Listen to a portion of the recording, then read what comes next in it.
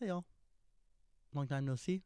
So I just finished a quarter, so I want to do a little brain dump and drop some syntax knowledge on y'all.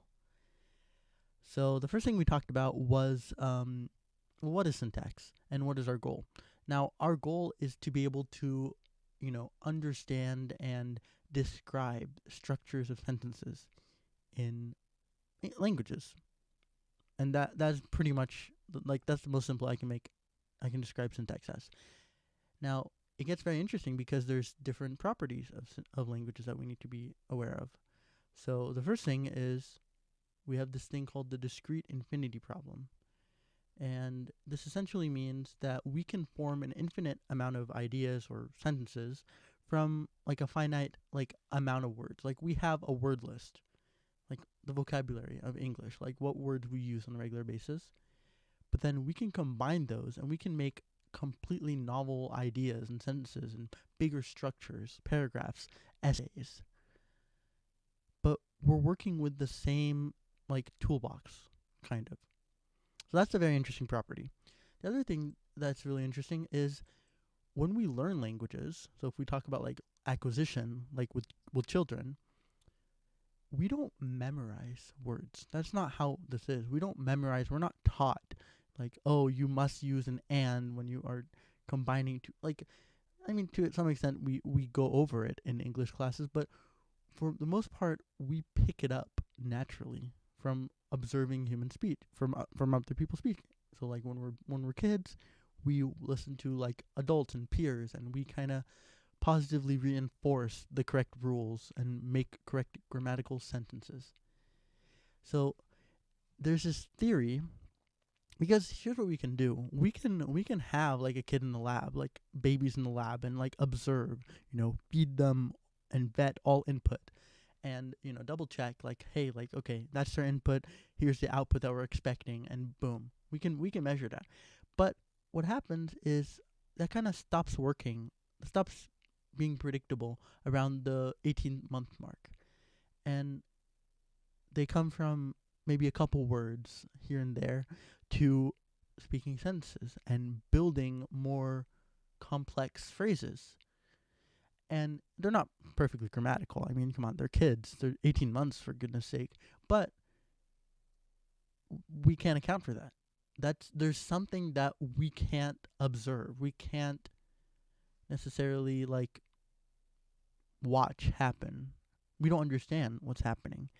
And this is where Noam Chomsky comes in, and he comes with this theory of universal grammar.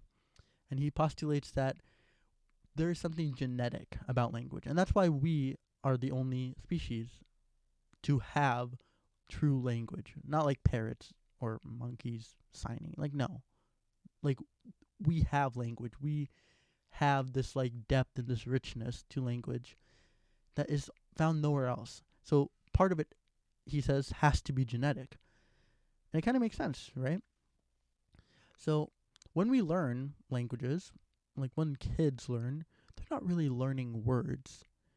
They're learning rules and patterns, and they're kind of, putting this together, and it's being positively reinforced, and they just keep using it and building it, and then eventually, by certain age, they are fluent in that language. Now we've proven this, and there's this thing called the WUG test. There's also another test called the RIC test, and basically, it is, if I share my screen. So we gave kids. So these are two tests side by side. So just imagine a line here. We gave this side to a kid, and we said, "This is a WUG." And by the way, a WUG is like a bird. It looks like a bird. So that's what. Side note. Hey, I got a tote bag with one. I actually made it myself, which is pretty cool. Anyways, I digress. So this is a WUG. Now there is another one. There are two of them. There are two blank, fill in the blank. You better have said WUGs, because that is kind of the correct answer.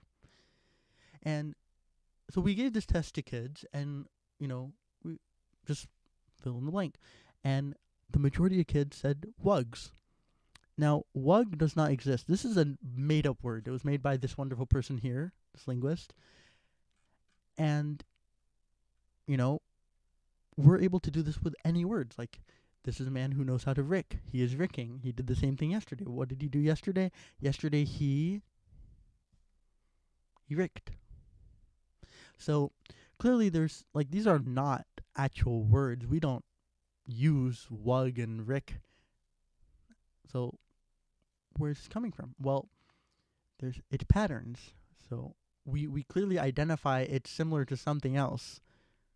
Like we identify that this is probably a noun. And so when we want to make it plural, we can add an S or stuff like that. That's kind of the stuff. That's what we talk about in syntax. So to recap, we have discrete infinity, where we are taking a finite set of information, of data, of words, and we are producing infinite patterns. And to make those sentences, those phrases, and make them infinite amounts of them, there has to be some structure to them. And that's what we're going to cover. That's what we covered in this course, in this subject. All right, get out of here. I'll see you in the next one.